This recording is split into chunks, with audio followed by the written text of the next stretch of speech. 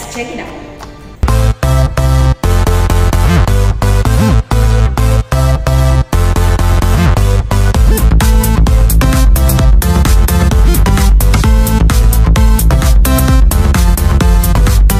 Pada pertemuan kali ini, Miss Grace akan memberikan video pembelajaran akuntansi tentang jurnal penutup, posting atau pemindah bukuan jurnal penutup ke buku besar, dan neraca saldo penutupan. Selengkapnya, kalian boleh lihat di textbook akuntansi halaman 114 sampai dengan 117. Mohon diperhatikan dengan seksama ya. Perlu kalian ketahui, jurnal penutup berfungsi untuk menutup saldo-saldo akun sementara yang setelah ditutup saldo-saldo akun tersebut menjadi nol. Itulah sebabnya jurnal penutup berfungsi untuk menolkan saldo-saldo akun sementara. Akun-akun sementara yang ditutup adalah akun pendapatan, akun beban, akun ikhtisar laba rugi yang didapat dari laba atau rugi yang diperoleh perusahaan pada periode tersebut, dan terakhir akun PRIV.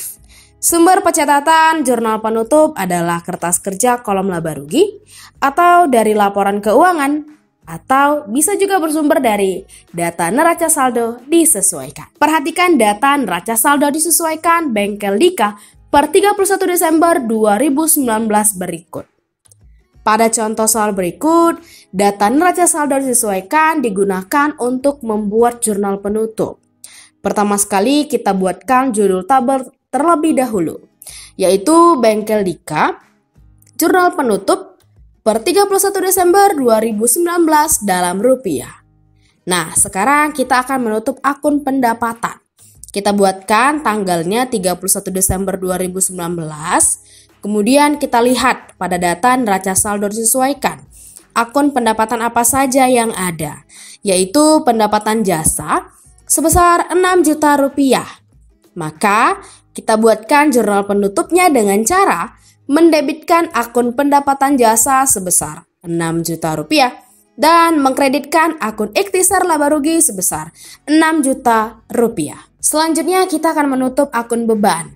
Kita buatkan tanggalnya 31.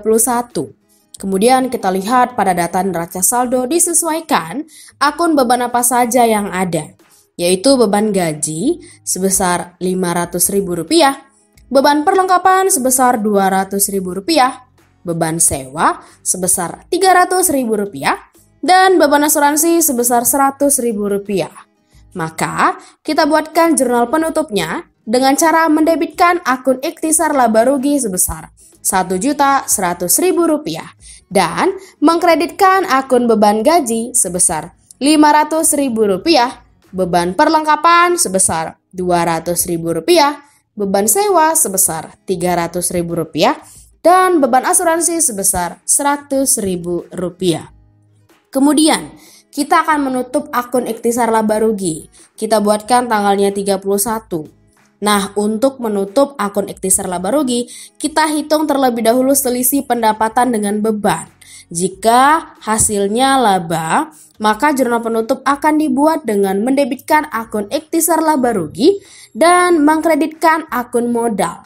Namun, jika hasilnya rugi, maka jurnal penutup akan dibuat dengan mendebitkan akun modal dan mengkreditkan akun ikhtisar laba rugi. Karena jumlah pendapatan sebesar Rp6 juta dan jumlah beban sebesar Rp1.100.000, maka diperolehlah laba sebesar Rp4.900.000.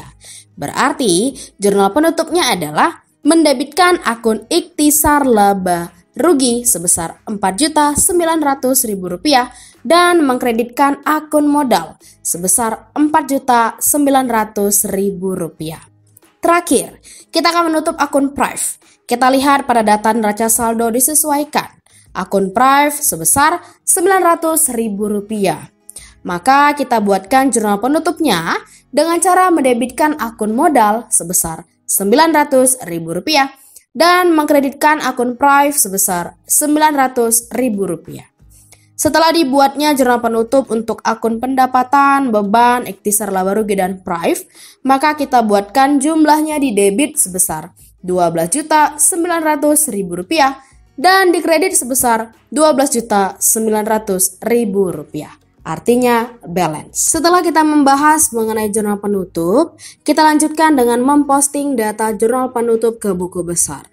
Nah, kita buatkan judul tabelnya yaitu Bengkel Dika, buku besar bulan Desember 2019 dalam rupiah. Di sini telah tersedia sebagian buku besar untuk akun-akun yang ditutup dengan jurnal penutup atau dinolkan saldo akhirnya. Cara melakukan posting jurnal penutup ke buku besar sama halnya dengan memposting jurnal umum ke buku besar ya. Pertama sekali kita lihat buku besar untuk akun pendapatan jasa. Setelah kita posting data jurnal penutup ke buku besar, maka saldo akhirnya menjadi 0 rupiah di kredit. Kemudian kita isikan ref jurnal penutup untuk akun pendapatan jasa yaitu 511. Kedua, kita lihat buku besar untuk akun beban, seperti beban gaji. Setelah kita posting data jurnal penutup ke buku besar, maka saldo akhirnya menjadi 0 rupiah di debit.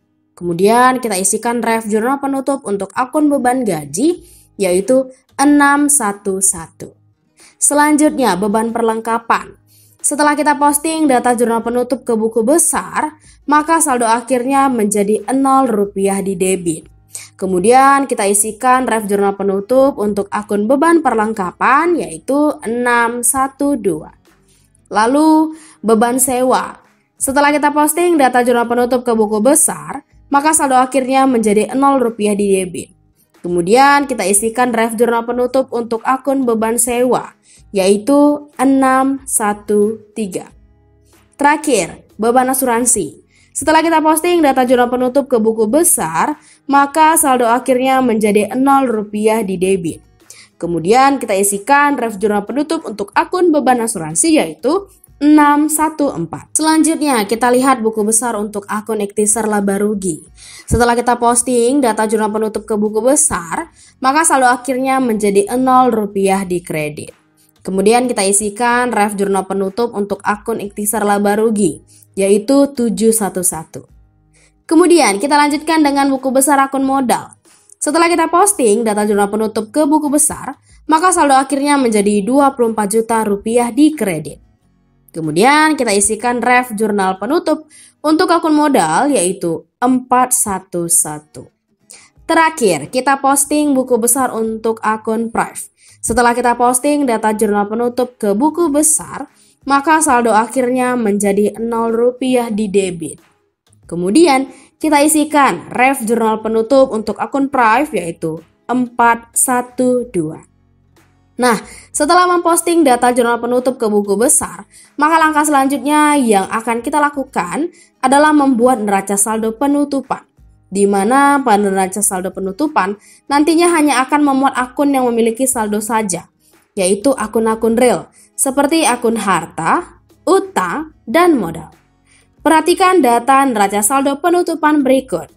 Pertama, kita buatkan judul tabelnya Bengkel Dika, neraca saldo penutupan per 31 Desember 2019 dalam rupiah.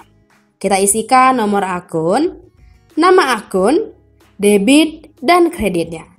Nah, untuk tabel ini dapat diperoleh datanya dari buku besar setelah diposting dari jurnal penutup yang masih memiliki saldo saja ya. Dan yang bersaldo 0 diabaikan saja, seperti akun pendapatan, beban, ikhtisar laba rugi, dan Prive. Sehingga jumlah debit dan kredit sama-sama sebesar 27 juta rupiah. Sebelumnya, kita sudah membahas secara lengkap mengenai jurnal penutup, buku besar penutupan, dan neraca saldo penutupan. Nah, kita akan membahas mengenai jurnal pembalik. Selengkapnya, kalian boleh lihat di textbook akuntansi halaman 117 sampai dengan 120. Mohon diperhatikan dengan seksama ya. Jurnal pembalik merupakan jurnal yang dibuat pada awal periode berikutnya, dengan tujuan untuk mengembalikan atau menghilangkan akun real yang muncul akibat jurnal penyesuaian. Jurnal pembalik dibuat pada awal periode agar pencatatan akuntansi pada periode tersebut telah siap untuk memulai siklus yang baru. Tujuan dibuatnya jurnal pembalik adalah untuk menghindarkan pencatatan ganda atau double counting atas suatu transaksi. Jurnal pembalik dibuat dengan cara membalikkan jurnal penyesuaian. Salah satu indikator dibutuhkannya jurnal pembalik adalah jika pada saat menyusun jurnal penyesuaian timbul akun real baru. Hal tersebut terjadi jika beban dibayar di muka dicatat sebagai beban, kemudian pendapatan diterima di muka dicatat sebagai pendapatan, beban yang masih harus dibayar, pendapatan yang masih harus diterima, dan beban piutang tak tertagih. Perhatikan pembahasan contoh soal berikut. Dimulai dari beban dibayar di muka. Ada yang masih ingat apa itu beban dibayar di muka? Ya, beban dibayar di muka adalah transaksi yang pada saat terjadinya dianggap sebagai harta, tetapi akan menjadi beban di kemudian hari. Misalnya asuransi dibayar di muka, iklan dibayar di muka, dan sewa dibayar di muka. Contoh pertama jika dicatat sebagai beban. Berdasarkan data Persada Travel, dibayar sewa tanggal 1 Oktober 2020 sebesar 6 juta rupiah untuk masa 1 tahun dan dicatat sebagai beban. Berarti pencatatannya sebagai berikut.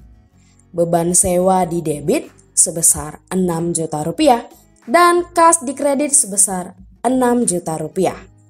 Nah, karena pada perusahaan Persada Travel akhir periode ditetapkan di setiap bulan Desember, maka dibuatkan jurnal penyesuaian per 31 Desember 2020 dengan pencatatan sebagai berikut.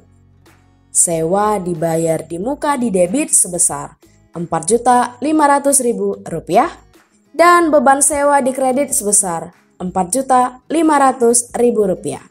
Setelah itu, dibuatkan ayat jurnal pembalik di awal periode berikutnya, yaitu per 1 Januari 2021 dengan pencatatan sebagai berikut. Beban sewa di debit sebesar Rp4.500.000 dan sewa dibayar di muka di kredit sebesar Rp4.500.000. Jadi jurnal pembalik hanya cukup membalik dari jurnal penyesuaian ya. Contoh kedua, jika dicatat sebagai harta. Berdasarkan data Persada Travel, dibayar sewa tanggal 1 Oktober 2020 sebesar 6 juta rupiah untuk masa 1 tahun dan dicatat sebagai harta. Berarti pencatatannya sebagai berikut. Sewa dibayar di muka di debit sebesar 6 juta rupiah dan kas di kredit sebesar 6 juta rupiah. Nah, karena pada perusahaan Persada Travel akhir periode ditetapkan di setiap bulan Desember, maka dibuatkan jurnal penyesuaian per 31 Desember 2020 dengan pencatatan sebagai berikut.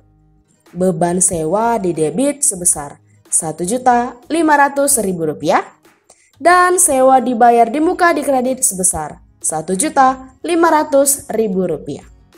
Nah, untuk transaksi ini tidak perlu dibuatkan jurnal pembaliknya ya, dikarenakan tidak adanya akun real baru yang timbul pada jurnal penyesuaian.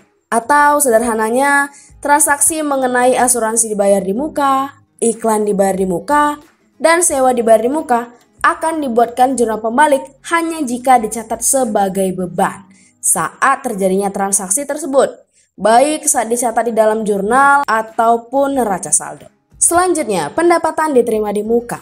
Akun ini adalah transaksi yang awalnya dicatat sebagai kewajiban atau utang, tetapi akan menjadi pendapatan di kemudian hari selama periode akuntansi.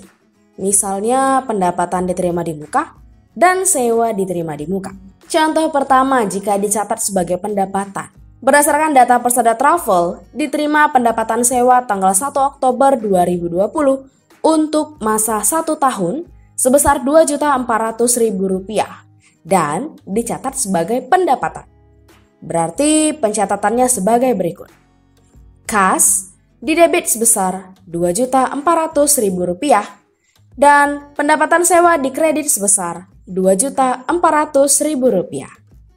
Nah, karena pada perusahaan Persada Travel akhir periode ditetapkan di setiap bulan Desember, maka dibuatkan jurnal penyesuaian per 31 Desember 2020 dengan pencatatan sebagai berikut. Pendapatan sewa di debit sebesar Rp1.800.000 dan sewa diterima di muka di kredit sebesar Rp1.800.000. Setelah itu, dibuatkan ayat jurnal pembalik di awal periode berikutnya, yaitu per 1 Januari 2021, dengan pencatatan sebagai berikut. Sewa diterima di muka di debit sebesar Rp1.800.000 dan pendapatan sewa di kredit sebesar Rp1.800.000. Cukup membalikkan saja dari jurnal penyesuaian ya untuk membuat jurnal pembalik per 1 Januari 2021. Contoh kedua, jika dicatat sebagai utang. Berdasarkan data Persada Travel, diterima pendapatan sewa tanggal 1 Oktober 2020 untuk masa 1 tahun sebesar Rp2.400.000 dan dicatat sebagai utang. Berarti pencatatannya sebagai berikut. Kas didebit sebesar Rp2.400.000 dan sewa diterima di muka dikredit sebesar Rp2.400.000. Nah, karena pada perusahaan Persada Travel akhir periode ditetapkan di setiap bulan Desember, maka dibuatkan jurnal penyesuaian per 31 Desember 2020 dengan pencatatan sebagai berikut. Sewa diterima di muka didebit sebesar Rp600.000 dan pendapatan sewa dikredit sebesar Rp600.000. Nah, untuk transaksi ini tidak perlu dibuatkan jurnal pembaliknya ya, dikarenakan tidak adanya akun real baru yang timbul pada jurnal penyesuaian. Atau sederhananya transaksi mengenai pendapatan diterima di muka akan dibuatkan jurnal pembalik hanya jika dicatat sebagai pendapatan saat terjadinya transaksi tersebut, baik saat dicatat di jurnal umum maupun neraca saldo. Kemudian, beban yang masih harus dibayar. Akun ini adalah kewajiban atau utang yang sudah menjadi beban dilihat dari segi waktu, tetapi belum dibayar dan dicatat. Misalnya utang gaji, utang bunga, dan lain-lain. Contoh soalnya. Berdasarkan data Persada Travel tanggal 31 Desember 2020, terdapat gaji yang masih belum dibayar sebesar Rp900.000. Maka dibuatkan jurnal penyesuaian per 31 Desember 2020 dengan pencatatan sebagai berikut. Beban gaji didebit sebesar Rp900.000 dan utang gaji dikredit sebesar Rp900.000. Setelah itu dibuatkan ayat jurnal pembalik di awal periode berikutnya yaitu per 1 Januari 2021 dengan pencatatan sebagai berikut. Utang gaji didebit sebesar Rp900.000 dan beban gaji dikredit sebesar Rp900.000. Lagi-lagi untuk jurnal pembalik ini cukup pembalikan saja akun-akun yang berada di jurnal penyesuaian. Selanjutnya, pendapatan yang masih harus diterima. Akun ini adalah pendapatan yang sudah menjadi hak dilihat dari segi waktu, tetapi belum diterima karena belum jatuh tempo. Misalnya piutang usaha, piutang bunga, piutang sewa, dan lain-lain. Contoh soalnya, berdasarkan data Persada Travel tanggal 31 Desember 2020, terdapat pendapatan yang masih harus diterima sebesar Rp500.000. Maka, dibuatkan jurnal penyesuaian per 31 Desember 2020 dengan pencatatan sebagai berikut.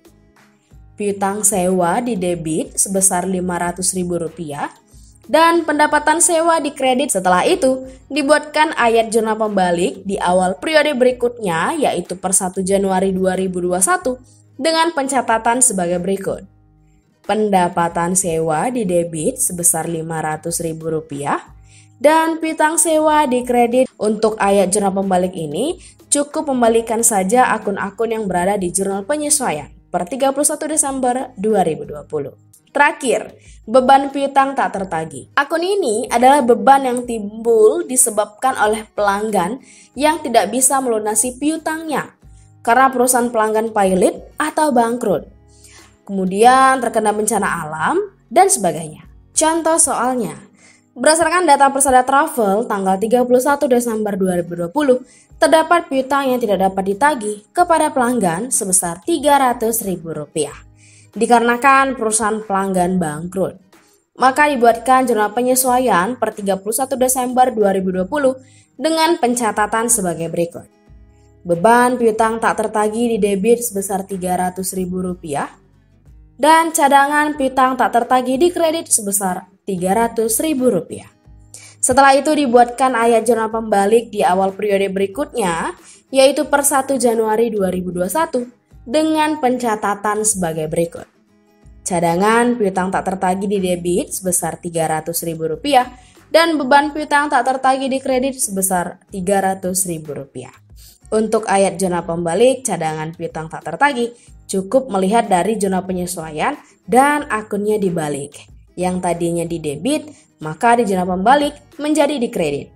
Sebaliknya, jika yang di zona penyesuaian di kredit, maka di zona pembalik letaknya jadi di debit. Sekian pembahasan materi pada pembelajaran akuntansi kita hari ini. Sekiranya peserta didik dapat memahami pembahasan materi yang sudah Miss berikan melalui video pembelajaran ini. Jika ada yang ingin didiskusikan terkait materi pembelajaran akuntansi, silahkan hubungi Miss Grace ya. Sekarang lanjutkan kerjakan tugas yang sudah Miss share di Edmodo di grup kelas masing-masing. Mohon kerjakanlah dengan teliti dan sebaik mungkin. Terima kasih dan sampai jumpa di pertemuan selanjutnya.